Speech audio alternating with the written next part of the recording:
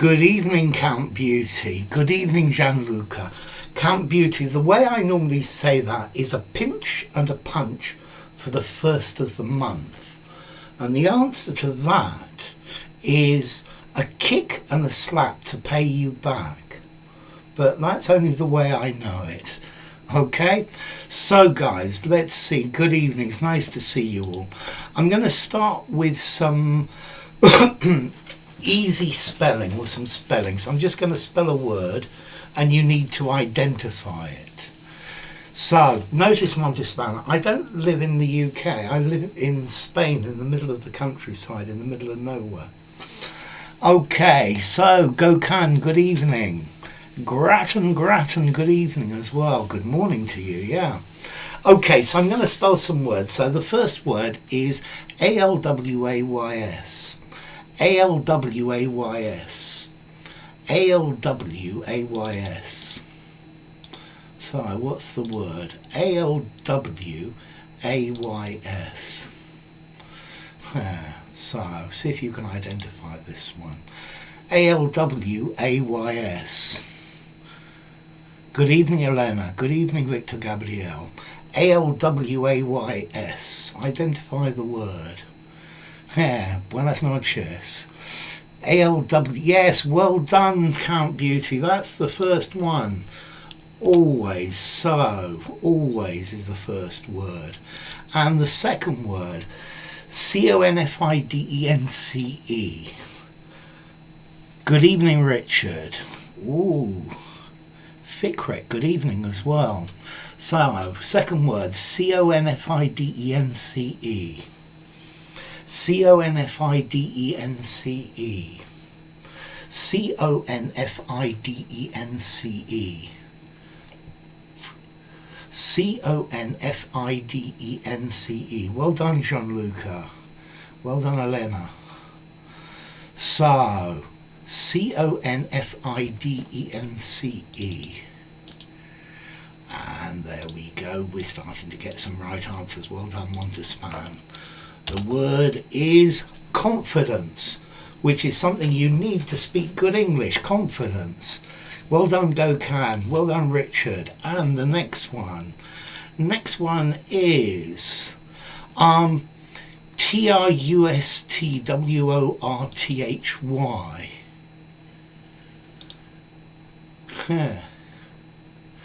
So let me spell that again. T-R-U-S-T-W-O-R-T-H-Y. T-R-U-S-T-W-O-R-T-H-Y.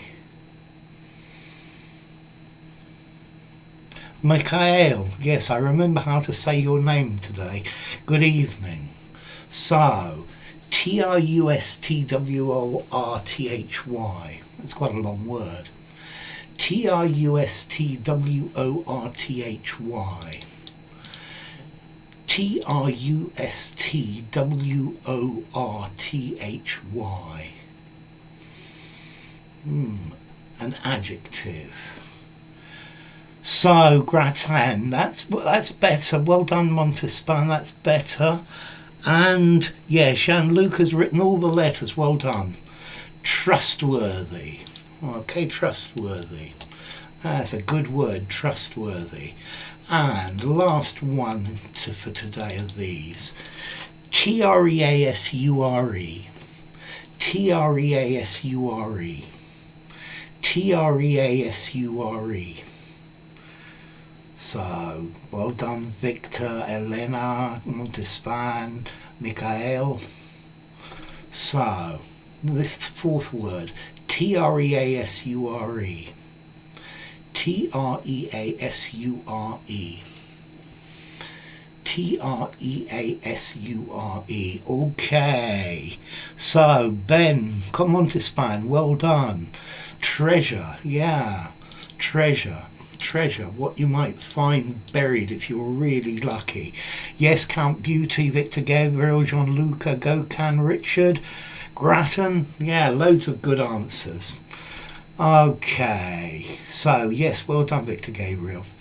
Okay, so I'm going to change now, and I'm going to give you some of these idioms that you need to fill in the blank at the end. Yeah, the last one was treasure. Well done, Mikhail. So, here we go. The customer is... what's this common saying? The customer is what? You need two words. The customer is...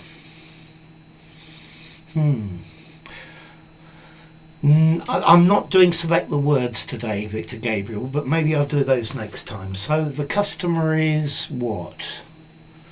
What do we say for this? The customer is... yeah.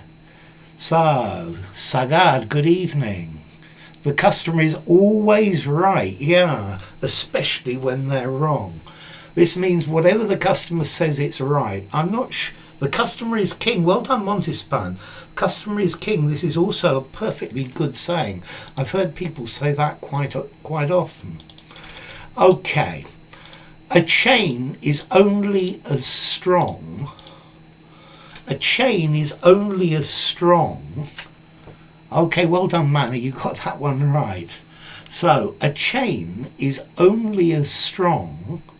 Yes, Elena, the customer's always right. Fikret, correct. Good evening, Lolly. Nice to see you. So, a chain is only as strong. A chain is only as strong.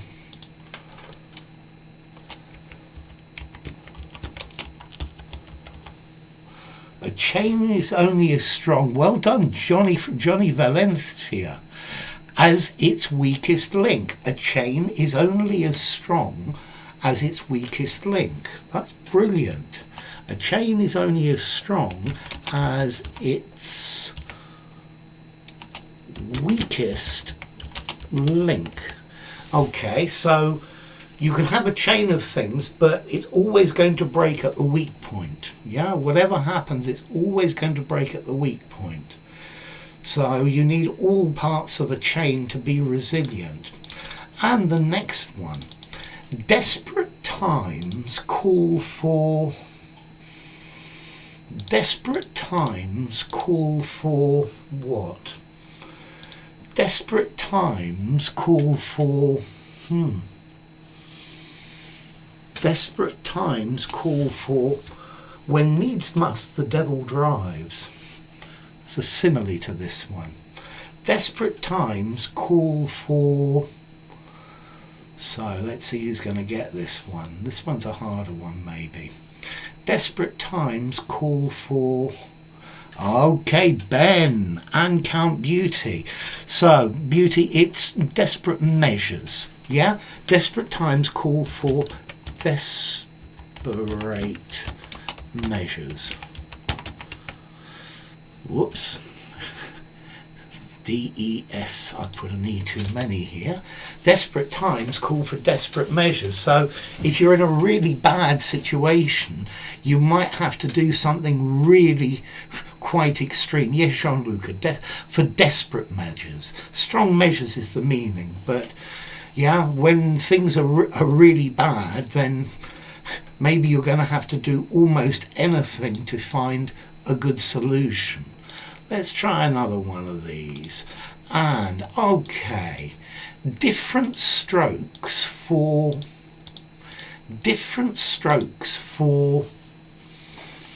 This means everybody likes different things. People are not the same.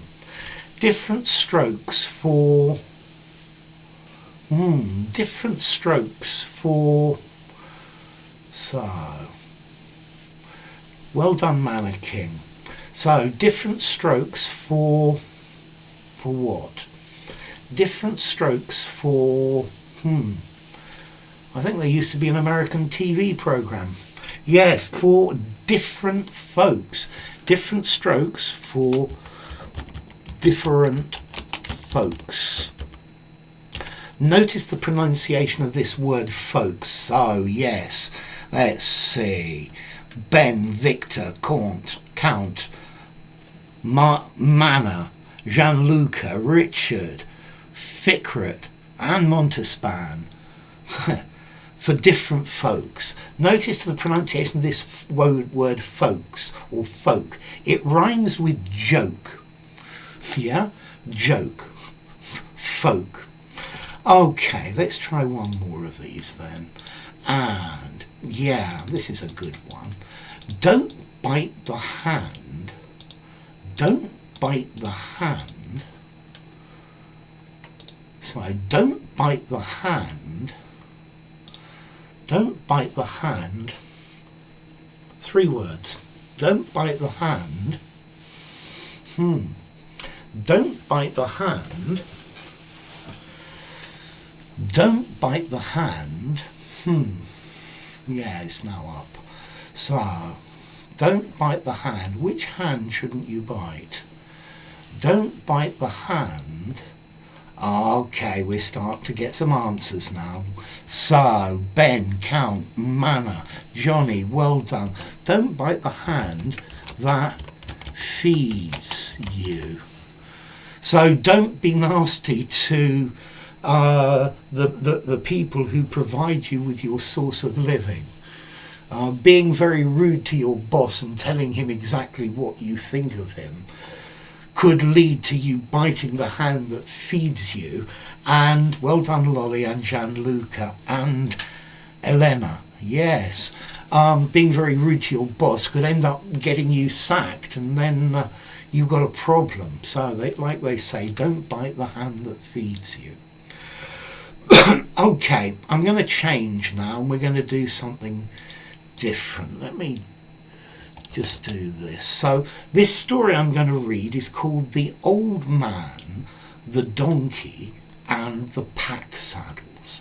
So an old man, you know, a donkey, you know, and a saddle is the thing that normally goes on the back of a horse.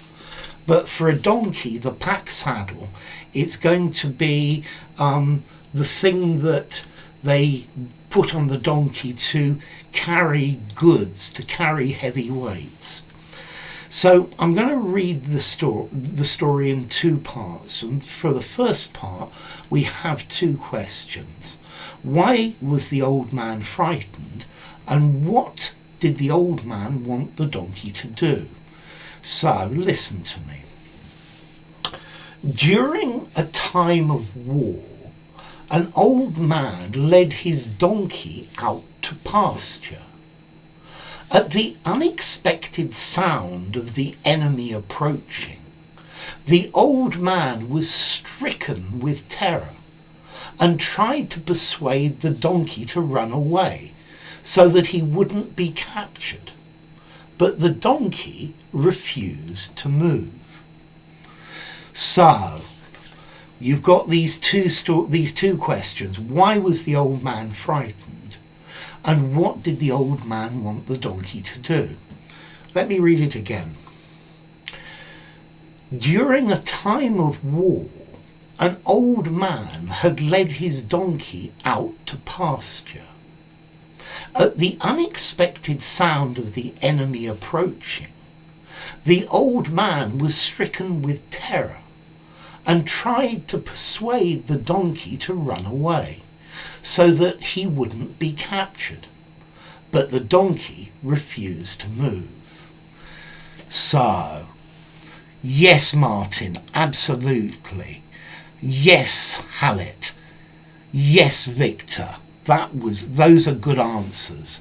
So, why was the old man frightened? Because he heard the noise of the enemy.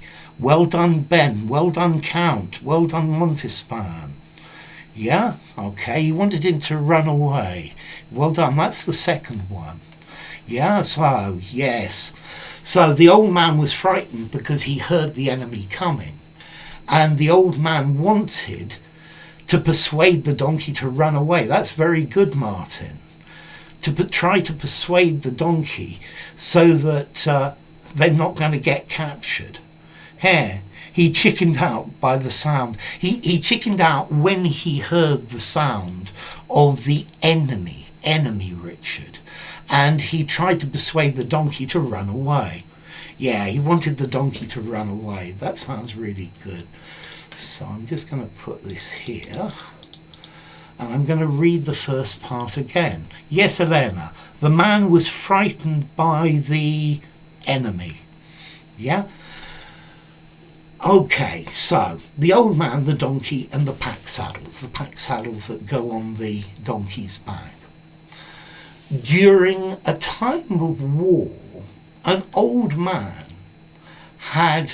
I'm probably going to start again, because it's only just come into position and I'm going a bit too fast. Yeah, it's okay, Montespan, there are no problems. So, during a time of war, an old man had led his donkey out to pasture.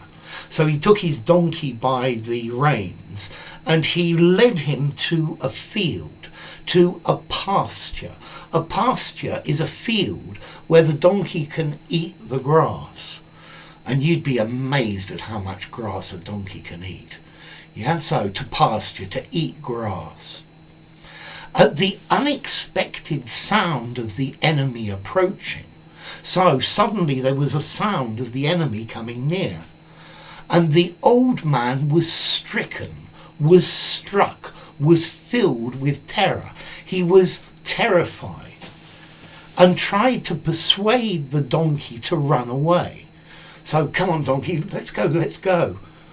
So that he, the donkey, and I guess the old man, wouldn't be captured. But the donkey refused to move. Yes, this is definitely a medieval story. I get the idea of knights in armour and things like that, Victor. Very definitely. Okay, so now let's look at the second part of it, which is the good part.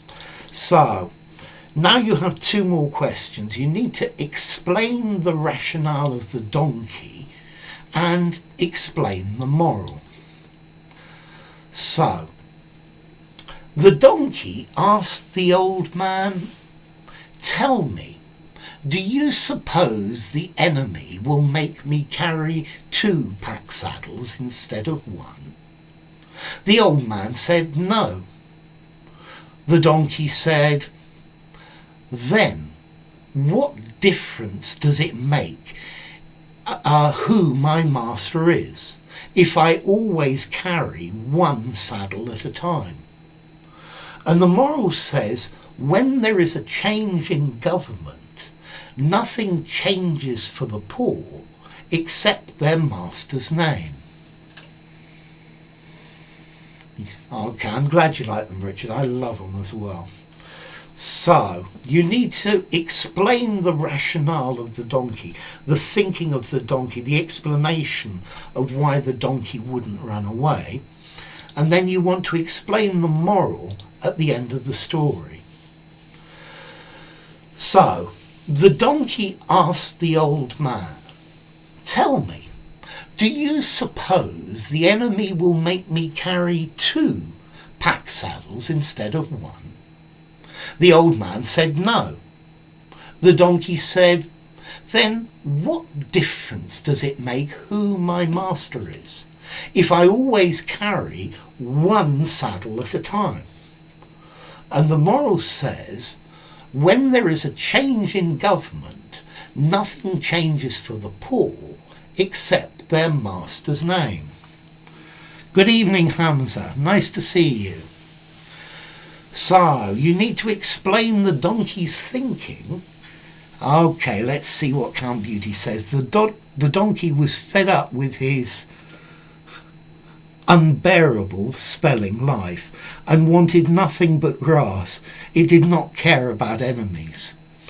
Let's see, Rizgar. No difference between the owner. Both sides tried to use and abuse the donkey. That's a really good explanation, Rizgar. Okay, Mofal, I'm glad you like this one. Let's see, Martin. The donkey only cares about how many, not much, saddles he has to carry. Exactly. Johnny, according to the donkey, unless something dramatically changes, nothing will happen. And let's see. So, people outside of the public, I'm not sure. So let's see, Ben. The donkey was hoping for better treatment. Treatment's normally uncountable, no way. But didn't know if the enemy would be better than the old man or not. Treat those you rely on fairly, or they won't be fair to you. Okay, let's see, Elena. It was different for the donkey what master to have. So, instead of it was, there was no difference, Elena, for the donkey which master he had. So, brilliant. Let's see, Hallet. It doesn't matter for people who are suffering in every situation. Yeah, exactly. For the donkey, it makes no difference who the master is. That's why it should not run away, Gianluca. Good evening, Mustafa in Morocco. So, the moral. Notice, Volley, morale is how you feel, if you feel really good or really depressed. So my morale is good, I feel good. The moral is the explanation of the story, yeah? So, never things change in life. So, let's see, things never change in life. Neither the governments nor the people. So, thank you. No difference for the poor who is in the government. Absolutely, Elena. This is great. So, let me read this. The donkey asked the old man, "Tell me, do you suppose the enemy will make me carry 2 pack saddles instead of 1? Is the enemy going to make me do double the work?" The old man said no. The donkey said, "Then what difference does it make? What is the difference who my master is, if I always carry 1 saddle at a time?" Okay, so I only can carry 1 saddle, so it doesn't make any difference to me. When there is a change in government, nothing changes for the poor except their master's name. So, sociopath. I'll think about sociopath. It's quite a difficult one. So, suppress is suppers. So, irrespective the colour of the tyrannies. So, let's see, I think suppression is irrespective of the colour of the tyranny. I like what you're trying to say there, Asgar. It's quite good. Okay, so that was a pretty good story today. I like this one. Yeah, the donkey just wanted to carry the 1 saddle that he always carries, and it doesn't make any difference to him who actually makes him carry it. Okay? So, let's see. We need to change and do something else now. That sounds like fun. Okay, so why don't we have a few just easy questions to finish up with. So, just answer the easy question. Where might you find a stage? Where might you find a stage? Where might you find a stage? Where might you find a stage? A stage. Where might you find a stage? Where might you find a stage? Yeah, where might you find a stage? I'm going to have to write this question here, aren't I? Where might you find a stage? I'm glad you like the story, Rezgar. So, where might you find a stage? A stage. Where might you find a stage? At the movies. I think in a theatre is probably better than at the movies. Yeah? Because at the movies you have a screen. At a theatre, definitely. Okay, maybe in a race as well, whereas a rally or a car rally has different stages. But I think the theatre is the best answer. A concert hall, I like that, Elena. You definitely find a stage at a concert hall. Okay, so let's try the next question. This one's different. On the stage, the actors perform. That's it, Lolly. Stage. Exactly, Resgar. At a club, in an auditorium, old major. That's fine. Sounds fine. So, next question. So, okay. So, where might you find a stage? A stage is the raised platform where the actors stand in the theatre. Yeah? So where might you find a stage? You will find a stage in a theatre. Okay? So the next question. Where are your nostrils? Where are your nostrils? Where are your nostrils? Stage fright, I love it. Where are your nostrils? Where are your nostrils? Yeah, the stage, it's like a large flat platform that's raised up from the floor. And on that, normally in the Western world, the actors stand. Yeah, and the curtains come back and there's just a raised stage. Okay, I love that, old major. Inside my face.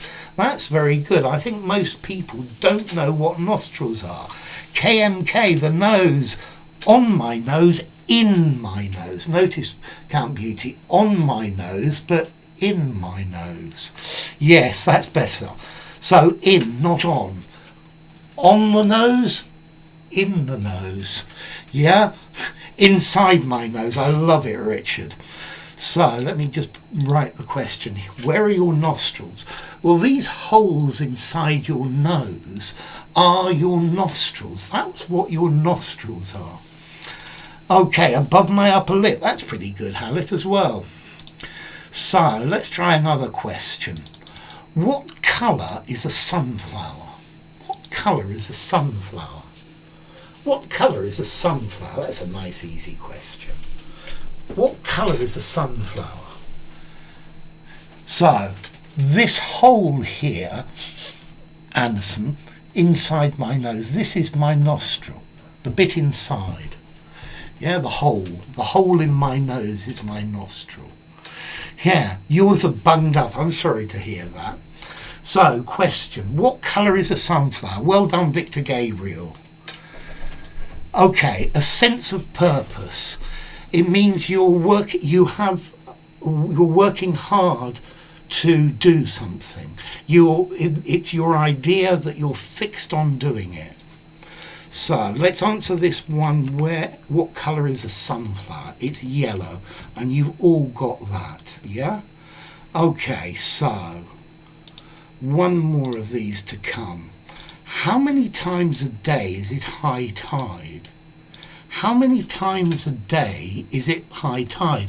Okay, yes, they're black as well. The centre can be black, very definitely. Yellow and black at the middle, well done. So, last question. I think this is probably the last one. How many times a day is it high tide? How many times a day is it high tide? So, that's a good question. The first question is, what is the tide? Okay, Ben, that's very good. Twice a day. So, it says, how many times a day is high tide? Yeah, so the tide is when the sea goes up and then the sea goes down. But not with the waves. It's when the water's high or the water's low, and that is the tide. Yeah, so it's high tide twice a day, 2 times a day. Yeah, twice usually, yes. It depends, but it's normally twice a day. It's high tide twice and it's low tide twice. That's a great question, Montespan. Twice a day. We don't normally use per unless we're talking about a ratio.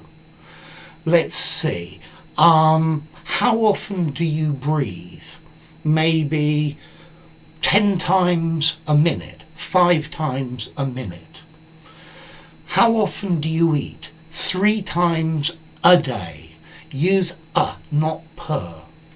The newspaper comes once a day.